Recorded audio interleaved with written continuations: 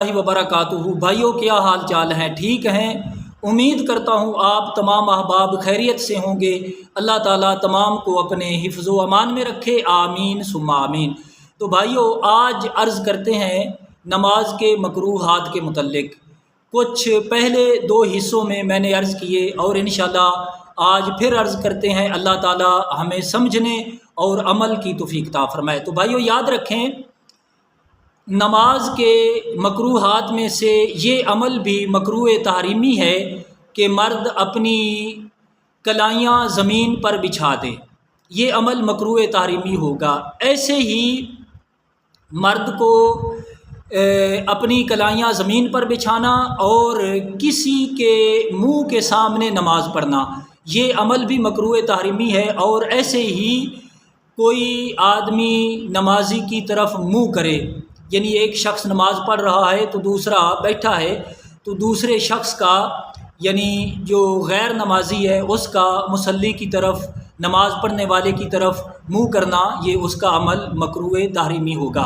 फिर उसके बाद अपने आप को इस तरह कपड़े में लपेट लेना कि हाथ भी बाहर ना हो, तो ये अमल मकरूह तहरीमी होगा। ऐसे ही अपने पूरे चेहरे को ढाँप लेना बिला उज़र, ये मकरूह तहरीमी होगा। फिर उसके बाद एतजार है। एतजार ये है कि पगड़ी या रुमाल इसको इस तरीके बांधना कि ये जो चोटी है सर का दरमियान ये खाली रह जाए, तो ये एतजार भी ये मकरूह तहरीमी है।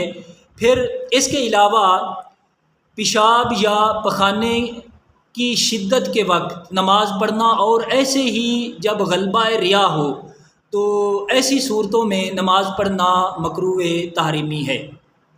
इसके अलावा ये याद रखें कि नमाज के मकरूहात में से ये अमल भी है कि आदमी जब नमाज पढ़े तो उसका जो कपड़ा है उस पर किसी जानदार की तस्वीर बनी हुई हो।